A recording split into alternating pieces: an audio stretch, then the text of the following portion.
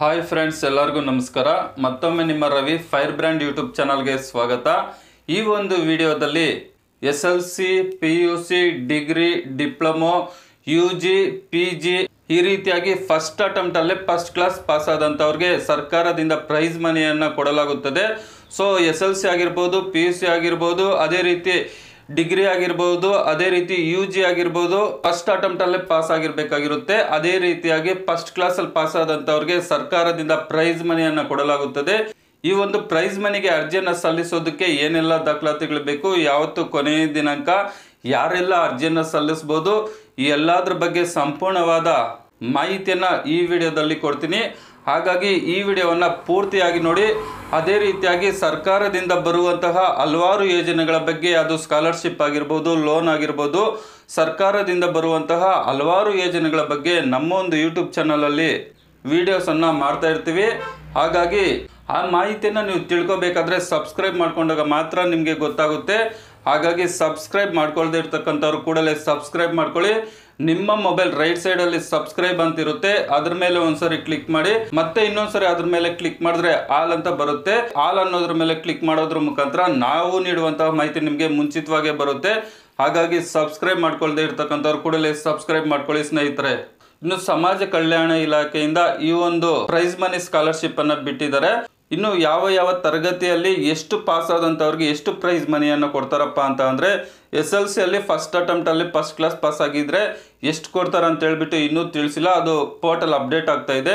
Mostly SLC ಅಲ್ಲಿ first attempt ಅಲ್ಲಿ first class pass ಆದಂಥವ್ರಿಗೆ 10,000 ರೂಪಾಯಿ ಕೊಡ್ಬೋದು. ಇನ್ನು ಸೆಕೆಂಡ್ ಇಯರ್ PUC ಆಗಿರ್ಬೋದು, 3 ಇಯರ್ಸ್ ಪಾಲಿಟೆಕ್ನಿಕ್ ಡಿಪ್ಲೊಮಾ ಆಗಿರ್ಬೋದು, ಈ ಒಂದು ಕೋರ್ಸಲ್ಲಿ ಫಸ್ಟ್ ಅಟೆಂಪ್ಟ್ ಅಲ್ಲೇ ಫಸ್ಟ್ ಕ್ಲಾಸ್ ಪಾಸ್ ಆಗಿ ಈ ಒಂದು ಸ್ಕಾಲರ್ಶಿಪ್ಗೆ ಅಪ್ಲೈ ಮಾಡಿದ್ರೆ 20,000 ರೂಪಾಯಿ ಪ್ರೋತ್ಸಾಹ ಧನವನ್ನು ಕೊಡ್ತಾರೆ. ಅದೇ ರೀತಿಯಾಗಿ ಡಿಗ್ರಿಯಲ್ಲಿ ಏನಾದ್ರೂ ಫಸ್ಟ್ ಅಟೆಂಪ್ಟ್ ಅಲ್ಲೇ ಫಸ್ಟ್ ಕ್ಲಾಸ್ ಪಾಸ್ ಆದಂಥವ್ರಿಗೆ ಈ ಒಂದು ಸ್ಕಾಲರ್ಶಿಪ್ಗೆ ಅಪ್ಲೈ ಮಾಡಿದ್ರೆ 25,000 ರೂಪಾಯಿ ಪ್ರೋತ್ಸಾಹ ಧನವನ್ನು ಕೊಡ್ತಾರೆ. ಅದೇ ರೀತಿಯಾಗಿ ಪೋಸ್ಟ್ ಗ್ರಾಜ್ಯುಯೇಟ್ ಕೋರ್ಸ್ ಆದ MA, MSc ಇಂಥ ಮುಂತಾದ ಕೋರ್ಸ್ಗಳಲ್ಲಿ ಫಸ್ಟ್ ಅಟೆಂಪ್ಟ್ ಅಲ್ಲೇ ಫಸ್ಟ್ ಕ್ಲಾಸ್ ಪಾಸ್ ಆದಂಥವ್ರಿಗೆ 30,000 ರೂಪಾಯಿ ಪ್ರೋತ್ಸಾಹ ಧನವನ್ನು ಕೊಡ್ತಾರೆ. ಅದೇ ರೀತಿಯಾಗಿ ಅಗ್ರಿಕಲ್ಚರು, ಇಂಜಿನಿಯರಿಂಗು, ವೆಟನರಿ, ಮೆಡಿಸನ್ನಲ್ಲಿ ಫಸ್ಟ್ ಅಟೆಂಪ್ಟ್ ಅಲ್ಲೇ ಫಸ್ಟ್ ಕ್ಲಾಸ್ ಪಾಸ್ ಆದಂಥವ್ರಿಗೆ 35,000 ರೂಪಾಯಿ ಪ್ರೋತ್ಸಾಹ ಧನವನ್ನು ಕೊಡ್ತಾರೆ.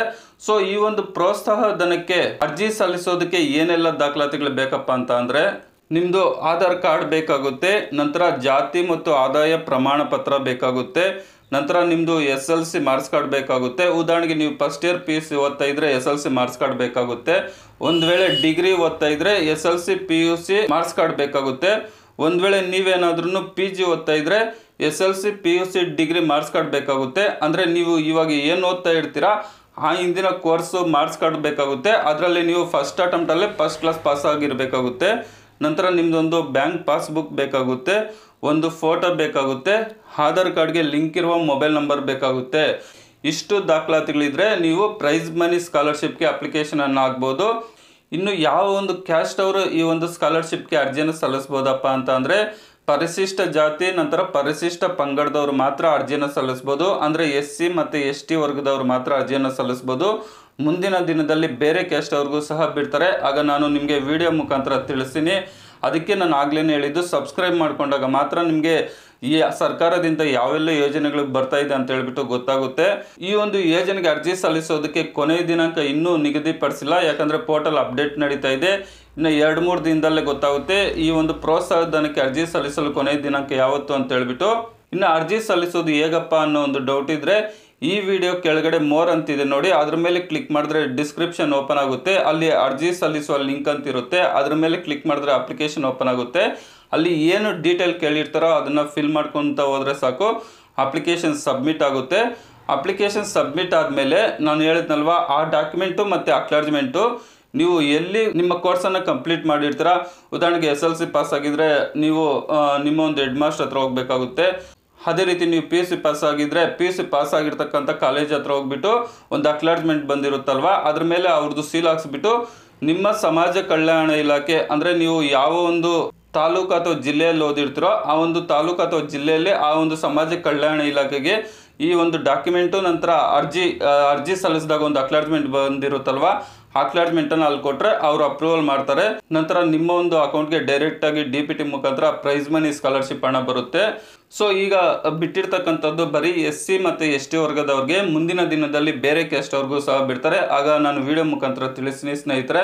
ಸೊ ಯಾರೆಲ್ಲ ಅಪ್ಲಿಕೇಶನ್ ಆಗಬೇಕು ಅಂತ ಅನ್ಕೊತಾ ಇದ್ದೀರಾ, ಈ ಡಾಕ್ಯುಮೆಂಟ್ ಜೊತೆ ನೀವು ನಿಮ್ಮ ಹತ್ತಿರದ ಸೈಬರ್ ಸೆಂಟರ್ಗಾದರೂ ಎತ್ಕೊಂಡೋಗಿ ಅಪ್ಲಿಕೇಶನ್ ಆಗ್ಬೋದು, ಅಥವಾ ನಿಮ್ಮ ಮೊಬೈಲ್ ಮುಖಾಂತರ ಸಹ ಅರ್ಜಿಯನ್ನು ಸಲ್ಲಿಸ್ಬೋದು. ಸೊ ನೆಕ್ಸ್ಟ್ ವಿಡಿಯೋದಲ್ಲಿ ಮೊಬೈಲಲ್ಲಿ ಯಾವ ರೀತಿ ಅರ್ಜಿಯನ್ನು ಸಲ್ಲಿಸ್ಬೋದು ಅಂತ ತಿಳಿಸ್ತೀನಿ ಸ್ನೇಹಿತರೆ. ಸೊ ನಿಮ್ಗೆ ಏನಾದರೂ ಡೌಟ್ ಇದ್ದರೆ ಕಮೆಂಟ್ ಮುಖಾಂತರ ತಿಳಿಸಿ, ನಾನು ಅದಕ್ಕೆ ರಿಪ್ಲೈ ಮಾಡ್ತೀನಿ. ವಿಡಿಯೋ ನೋಡಿದ್ದಕ್ಕಾಗಿ ತುಂಬ ಧನ್ಯವಾದಗಳು. By, take care friends.